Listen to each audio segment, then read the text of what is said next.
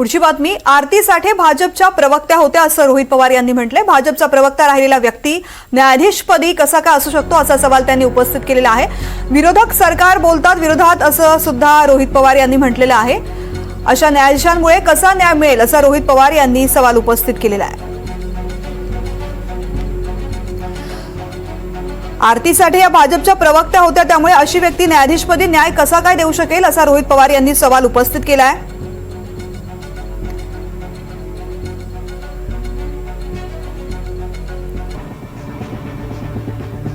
तर आरती साठे कोण आहेत आपण पाहूयात। मुंबई हायकोर्टाच्या अधिवक्ता आहेत। वकिलीचा 20 वर्षांपेक्षा जास्त काळाचा अनुभव आहे। प्रत्यक्ष कर आणि संबंधित खटल्यांच्या जाणकार म्हणून त्यांची ओळख आहे। टॅक्सचे वाद, सेबी, एसटी, सीमा आणि उत्पादन शुल्क संबंधीच्या खटले त्यांनी लढलेले आहेत। सीएसटीच्या संबंधित खटल्यात सुद्धा त्यांनी वकिली केली आहे। वैवाहिक खटल्यातही पक्षकार म्हणून बाजू मांडली आहे। वडील अरुण साठे वकील आहेत आणि भाजपशी संबंधित आहेत। तर आरती साठे मुंबई भाजपमध्ये 2017 पासून सक्रिय आहेत। 2 फेब्रुवारी 2023 रोजी साठेंनी भाजपच्या प्रवक्तेपदी त्यांची नियुक्ती झाली। 6 जानेवारी 2024 रोजी भाजपच्या प्रवक्तेपदाचा त्यांनी राजीनामा दिलाय। सुप्रीम कोर्टाच्या कॉलेजियमनं मुंबई हायकोर्टाच्या न्यायाधीशपदी त्यांची नियुक्ती केली आहे। तर याच आरती साठेंच्या नियुक्तीवरून रोहित पवार यांनीही आक्षेप घेतलाय। भाजपचा प्रवक्ता राहिलेला व्यक्ती न्यायाधीशपदी कसा काय असू शकतो असा सवाल त्यांनी उपस्थित केलाय।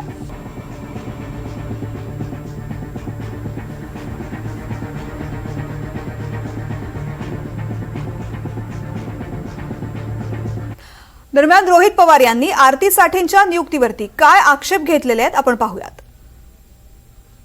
आणि असं म्हणलं जातं की 2024ला त्यांनी त्यांच्या पदाचा राजीनामा दिला, पण आम्हाला जे कळतंय कॉलेजियम जेव्हा इंटरव्ह्यू घेते तेव्हा तिथे असणारे जे सर्व लॉयर्स आहे त्यांची विचारपूस केली जाते आणि कुठलंही नाव येण्यापूर्वी ती प्रक्रिया 2 वर्षापासून ती सुरू असते। म्हणजे समजा आत्ता 2025ला आरती साठेंचं नाव आलं असेल तर 2023 पासून त्यांचा इंटरव्ह्यू तिथं घेतला गेला असेल।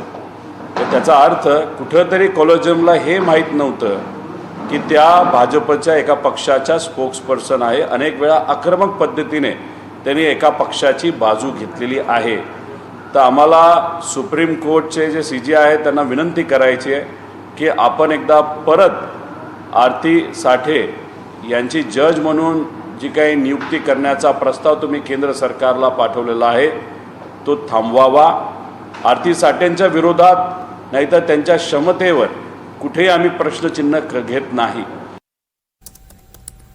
तर आरती साठेंची नेमणूक न्यायव्यवस्थेचं दुर्दैव असून मुंबई हायकोर्टामध्ये भाजपशी संबंधित 5 न्यायमूर्ती असल्याचा दावा खासदार संजय राऊत यांनी केलाय। सगळीकडेच भाजपचे प्रवक्ते बसवलेत असंही राऊतांनी म्हटलंय।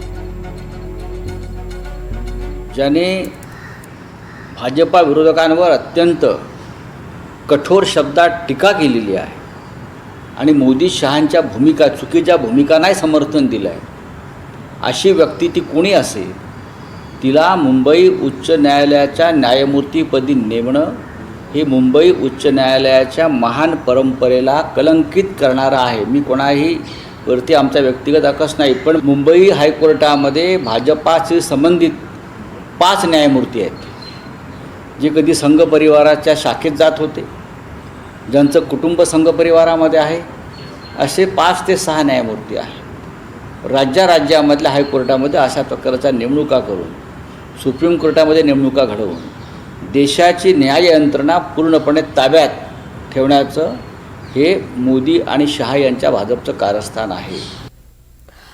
तर संजय राऊत यांनी सुद्धा यावरती प्रतिक्रिया दिलेली आहे। रोहित पवार यांनी आरती साठे यांच्या नियुक्तीवरती आक्षेप घेतलेला आहे।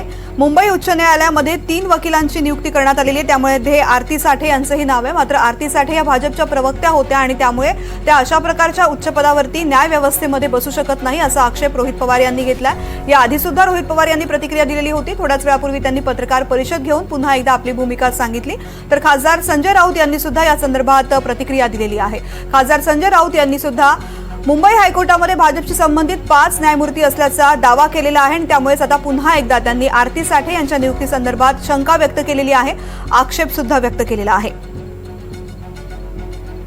आरती साठे यांच्या मुंबई उच्च न्यायालयातल्या न्यायाधीशपदी नेमणुकीवरून मोठ्या प्रमाणात विरोधक आक्रमक झालेले आहेत।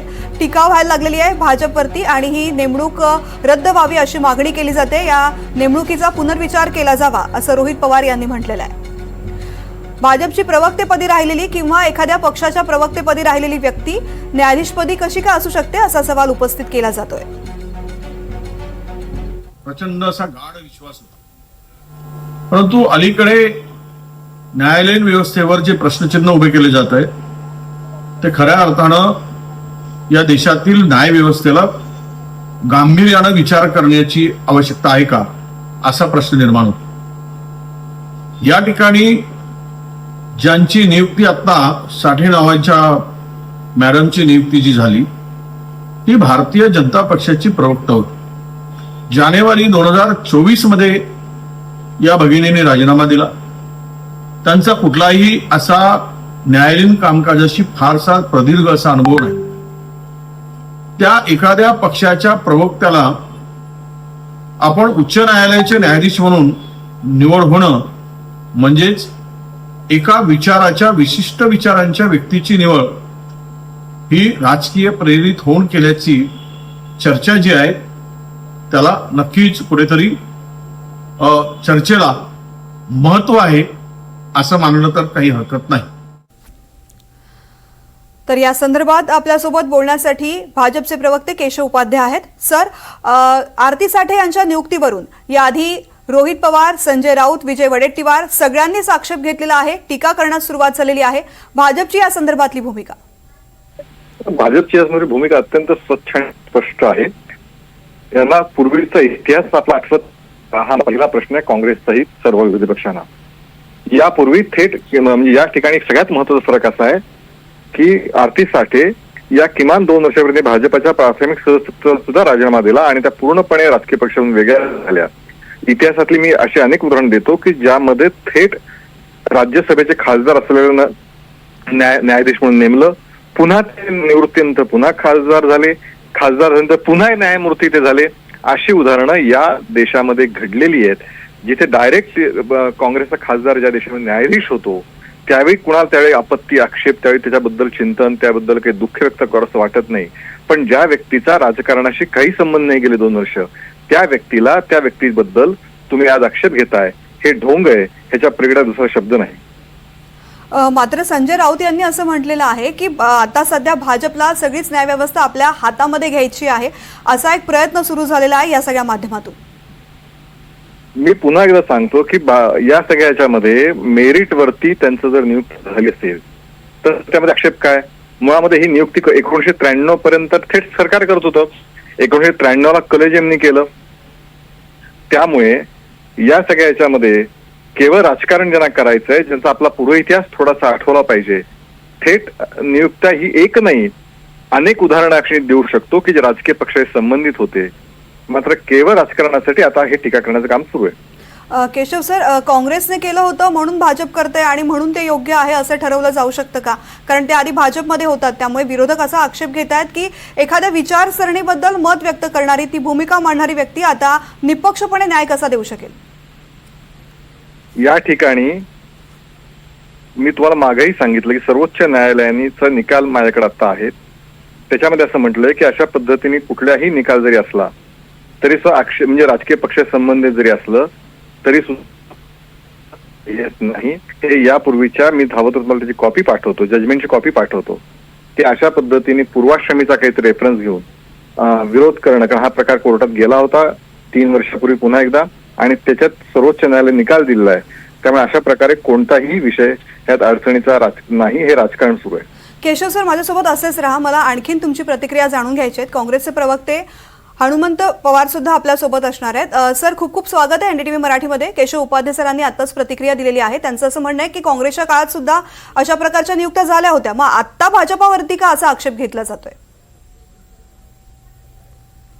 आरती साठे या भारतीय जनता पक्षाच्या सक्रिय कार्यकर्त्या होत्या आहेत.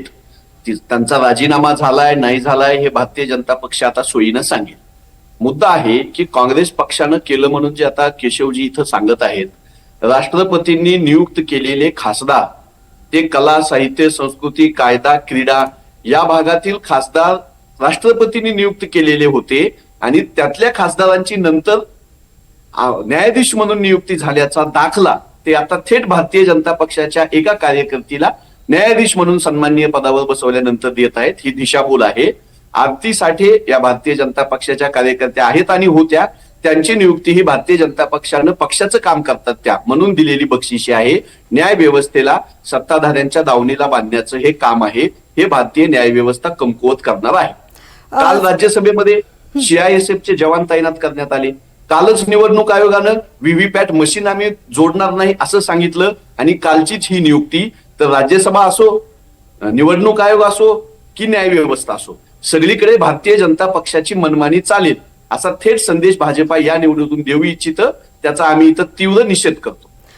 सर, तुम्ही म्हणताय की त्या अजूनही भाजपच्या प्रवक्त्या आहेत, मात्र एक रेकॉर्ड पाहिला तर 6 जानेवारी 2024ला त्यांनी आपल्या पक्षप्रवक्ते पदाचा आणि सगळ्या पदांचा राजीनामा दिलेला आहे.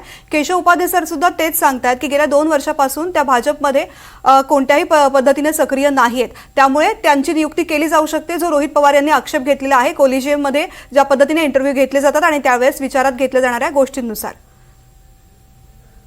भारतीय जनता पक्ष आपल्या विचाराची मंडळी आणि थेट पक्षामध्ये सक्रिय असलेली मंडळी प्रशासनामध्ये, न्याय व्यवस्थेमध्ये आपण मर्जीप्रमाणे आम्ही बसवू शकतो हा संदेश त्यांना द्यायचा आहे. आरती साठे या भारतीय जनता पक्षाच्या विचारसरणीच्या आहेत, पक्षाच्या आहेत. प्रवक्ता म्हणून पक्षाची भूमिका मांडण्याची अत्यंत महत्वाची जबाबदारी त्यांनी आपल्या खांद्यावर घेतलेली होती. ती जबाबदारी काढून आता भारतीय जनता पक्षाने त्यांना न्यायाधीशाची जबाबदारी दिलेली आहे. हे न्याय व्यवस्था ज्याला निपक्षपातीपणाचं मूल्य गाभा म्हणतो आपण, त्याला छेद देणारं आहे. केशव उपाध्ये सर ज्या पद्धतीनं भाजपची बाजू मांडतायत ते म्हणतायत की साठेंची नियुक्ती ही योग्य पद्धतीने झालेली आहे, कारण काँग्रेसच्या काळात सुद्धा अशा प्रकारच्या नियुक्त्या होत्या आणि त्या संदर्भात त्यांनी एक ट्विट केलेलं आहे. सर, ते ट्विट आपण पाहूयात आणि मी पुन्हा एकदा तुमच्याकडे येते. त्यांनी असं म्हटलेलं आहे की न्यायमूर्ती बहरुल इस्लाम हे काँग्रेसतर्फे एप्रिल 1962 मध्ये राज्यसभेवरती निवडून गेलेले होते. 68 मध्येही ते राज्यसभेवरती निवडून गेले आणि या काळात त्यांनी आसाम विधानसभा निवडणूक सुद्धा लढवली होती, पण ते पराभूत झाले. 1972 मध्ये त्यांनी राज्यसभेचा राजीनामा दिला आणि ते गुवाहाटी उच्च न्यायालयाचे न्यायाधीश झाले. मार्च 1980 मध्ये ते निवृत्त झाले आणि पुन्हा राजकारणात सक्रिय झाले. निवृत्त झाल्यावर इंदिरा गांधी सरकारनं त्यांना डिसेंबर 1980 मध्ये सर्वोच्च न्यायालयाचे न्यायमूर्ती म्हणून नियुक्त केलं. 1983 मध्ये त्यावेळेचे बिहारचे मुख्यमंत्री जगन्नाथ मिश्रा यांची भ्रष्टाचार खटल्यामध्ये निर्दोष मुक्तता केल्यानंतर टीका झाल्यावर त्यांनी न्यायमूर्ती पदाचा राजीनामा दिला. त्यानंतर 1983 मध्येच काँग्रेसनं त्यांना राज्यसभेवरती नियुक्त केलं आणि याच अनुषंगानं ते आरती साठे यांची नियुक्ती सुद्धा योग्य ठरवतात. जे उदाहरण दिलेलं आहे ते राष्ट्रपती महोदयांनी त्यांना खासदारकी दिलेली होती. राष्ट्रपतींच्या कोट्यामधली खासदारकी होती आणि ज्यावेळेस टीका टिप्पणी झाली, त्यांच्यावर प्रश्नचिन्ह उपस्थित करण्यात आले, त्यावेळेस पदावरून बाजूला व्हायचं औदार्य आणि न्याय व्यवस्थेचा निपक्षपातीपणा टिकवायची कृतीही त्यांच्याकडून झालेली आहे. त्या कृतीचा आणि आजच्या आरती साठे यांच्या नियुक्तीचा संबंध जोडता येणार नाही, कारण त्या नियुक्तीमध्ये राष्ट्रपतींनी दिलेली खासदारकी आणि भारतीय जनता पक्षाचं प्रवक्तेपद अधिकृत याची तुलना होऊ शकत नाही. हनुमंत सर, आपल्यासोबत असेच राहा माझ्यासोबत, कारण शरद पवार गटाचे प्रवक्ते विकास लवांडे सुद्धा आपल्यासोबत आहेत. विकास सर, एनडीटीव्ही मराठीमध्ये खूप खूप स्वागत. रोहित पवार यांनी थोड्याच वेळापूर्वी पत्रकार परिषद घेऊन पक्षाची भूमिका मांडलेली आहे. त्यांचं काय म्हणणं आहे, आरती साठे यांच्या नियुक्तीवरती का विरोध आहे हे मांडलेलं आहे. मात्र भाजपकडून सुद्धा प्रतिक्रिया येते. कशा पद्धतीनं काँग्रेसच्या काळामध्ये या नियुक्त्या केल्या गेल्या आणि त्यामुळेच भाजपनं केलेली ही नियुक्ती कशा प्रकारे योग्य आहे असं दाखवलं जात आहे. मुळामध्ये असं आहे, आपण जर 2015 पासून पाहिलं, भारतीय जनता पार्टी इतिहासातले 40 वर्षापूर्वीचं 30 वर्षापूर्वीचं काही जरी सांगत असली तर त्याच्यात काय फारसं तथ्य नाही, कारण त्यावेळेचा जनसंघ असेल किंवा त्यावेळचे भारतीय जनता पार्टीचे अटल बिहारी वाजपेयी, लालकृष्ण अडवाणी वगैरे कुणीही नेत्यांनी त्या काळात विरोध केल्याचं कुठं चर्चा नाही किंवा कुठं तशी बातमी नाही, कुठेही पुरावा नाही की त्यांनी विरोध केला होता. याचा अर्थ त्यांची संमती होती. आत्ता जे काय घडतंय 2015 पासून जर आपण पाहिलं असेल की रंजन गोगोई पासून अगदी यस शिवातिम असतील, काही सर्वोच्च न्यायालयाच्या न्यायाधीशांना रिटायरमेंट नंतर लाभाची पदं दिल्यासारखी एकाला केरळचं राज्यपाल केले, आंध्र प्रदेशचे राज्यपाल केले, गोगोई साहेबांना राज्यसभेवर खासदार केले. ही निवृत्तीनंतरची लाभाची पदं कशी काय देऊ शकता आपण? त्याचबरोबर विद्यमान आता महाराष्ट्र सरकारमध्ये सरकारी वकील म्हणून जे काम करतात उज्ज्वल निकम, ज्यांनी भारतीय जनता पार्टीची निवडणूक लढवली आता मुंबईमधून, त्यांना सुद्धा आता राज्यसभेवर खासदार केले. ते सरकारी वकील म्हणून कसं काम करू शकतात? त्याच पद्धतीनं आरती साठे ज्या आहेत त्या 2019 ते 2023 पर्यंत भारतीय जनता पार्टीच्या अधिकृत प्रवक्त्या होत्या. बावनकुळे साहेबांनी त्यांची नियुक्ती केली होती.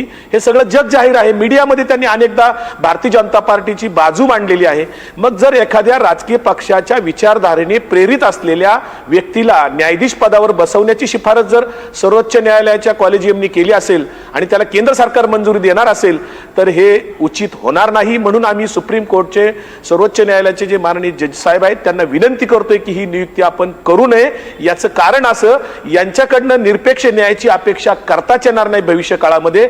जर राजकीय विचारधारेने प्रेरित झालेल्या व्यक्तीला न्यायाधीश पदावर बसवलं तर तो न्याय व्यवस्थेचा अवमान ठरेल अशी भूमिका आम्ही मांडतोय आणि त्या नियुक्तीला आमचा ठाम विरोध आहे. विकास सर, आरती साठे या पेशानं वकील आहेत. 20 वर्ष त्यांनी वकिली केलेली आहे, वकिलीचा व्यवसाय केला, अनेक केसेस लढवलेल्या आहेत आणि त्याचा सुद्धा विचार त्यांच्या नियुक्तीसाठी केला गेला असेल. त्यामुळे भाजप असं म्हणते की त्यांनी जर प्रवक्तेपदाचा राजीनामा दिलेला असेल, पक्षाचा राजीनामा दिलेला असेल तर मग त्यांच्या नियुक्तीवरती आक्षेप का? त्यावेळेस असं का म्हटलं जातं की त्या पक्षाच्या दृष्टिकोनातून विचार करू शकतात आणि त्यामुळे त्या न्याय देणार नाहीत? मुळामध्ये असं आहे की त्यांनी जो राजीनामा दिलाय तो तांत्रिकदृष्ट्या दिलाही असेल, आम्ही ते नाकारत नाही, दिला असेल टेक्निकल राजीनामा. परंतु मुद्दा असा आहे, त्या भारतीय जनता पार्टीच्या काही वर्ष प्रवक्ते राहिलेले आहेत, त्या RSS आणि भारतीय जनता पार्टीच्या विचारधारेने प्रेरित होऊन कार्यरत आहेत, ती भूमिका मांडत आहेत. आणि RSS भारतीय जनता पार्टीची भूमिका ही भारतीय संविधानाशी पूरक नाहीये, हे जग जाहीर आहे. RSSला भारतीय जनता पार्टीतले समता, बंधुता, सामाजिक न्याय, अभिव्यक्ती स्वातंत्र्य असेल, हे सगळे जे काय समाजवादी धर्मनिरपेक्ष विचारधारा आहे ही मान्य नाहीये. संविधानाला धर्मनिरपेक्ष सरकार किंवा धर्मनिरपेक्ष व्यवस्था अपेक्षित आहे, परंतु भारतीय जनता पार्टी RSSला हिंदू राष्ट्राची संकल्पना अभिप्रेत आहे, त्यामुळे ते संविधानपूरक भूमिका घेऊ शकणार नाहीत. भारतीय जनता पार्टीने आपण बघितलं असेल की निवडणूक आयोगावर सुद्धा 3 जणांची जी कमिटी होती पूर्वी, ती 3 जणांची कमिटी रद्द करून त्याच्यामध्ये सुप्रीम कोर्टाचे जज साहेबांना बाजूला केलंय आणि त्याच्यात केंद्रीय मंत्री ऍड केलेत. त्याच्यामुळे तिथे सुद्धा निवडणूक आयोगाची नियुक्ती होत असताना कमिशनरांची ती सुद्धा तिथे अगदी भारतीय जनता पार्टीचे समर्थक असलेल्या व्यक्तींचीच त्या ठिकाणी होतीये. निवडणूक आयोग आज ताब्यातच घेतलेला आहे त्यांनी. आणि म्हणून न्याय व्यवस्थेवर जे काही लोकांचा थोडाफार विश्वास आहे तो जर विश्वासाला तडा जाऊ नये, कारण न्याय व्यवस्था ही लोकशाहीचा एक मोठा मुख्य आधारस्तंभ आहे. न्याय व्यवस्था जर अशी राजकीय विचाराने प्रेरित झालेल्या न्यायाधीशांनी तिथे जाणार असेल, राजकीय व्यक्तींनाच न्यायाधीश बनवलं जाणार असेल तर तिथे मात्र अपेक्षा करणं चूक होईल. निरपेक्ष न्याय होणार नाही याची अनेक उदाहरणं आपल्याला देता येतील. मुळामध्ये तिथे अनेक लोक इंटरव्ह्यूला होते ना कॉलेजियमच्या समोर, 50 ते 60 लोक त्या ठिकाणी इंटरव्ह्यूला होते. मग त्याच्यापैकी कुणीच लायक नव्हतं का? फक्त भारतीय जनता पार्टीच्या प्रवक्त्यालाच लायक ठरवलं का? त्याचीच कशी शिफारस होऊ शकते? हा सवाल त्या ठिकाणी निर्माण होतो. अनेक प्रश्न उपस्थित होत आहेत, त्यामुळे आमचा विरोध आहे. निश्चित. हनुमंत पवार सर, मला हाच प्रश्न तुम्हाला सुद्धा विचारायचा आहे. आरती साठे यांना 20 वर्षाच्या वकिलीचा व्यवसायाचा अनुभव आहे, त्यांनी वकिली केलेली, अनेक केसेस लढवलेल्या आहेत. त्यामुळे एखाद्या न्यायमूर्ती म्हणून नियुक्त होत असताना एखाद्या व्यक्तीची त्यांचा वकिलीचा अनुभव लक्षात घेणं आवश्यक नाहीये का? केवळ त्या पक्षप्रवक्त्या होत्या म्हणून त्यांच्यावरती आक्षेप घेणं किती योग्य आहे? नाही, त्यांची वकिलीची गुणवत्ता, त्यांचं न्याय प्रक्रियेमधलं सगळं, त्या नियुक्तीमधलं जे काही टेक्निकल बाबी आहे त्यात जर गृहीत धरायच्या म्हणलं तर माझ्या मराठवाड्यामध्ये 20 वर्षाचा वकिलीचा अनुभव असलेले 20,000 वकील सापडतील. त्या सगळ्यांना वगळून यांनाच का घेतलं हा प्रश्न सुद्धा आम्ही विचारू शकतो.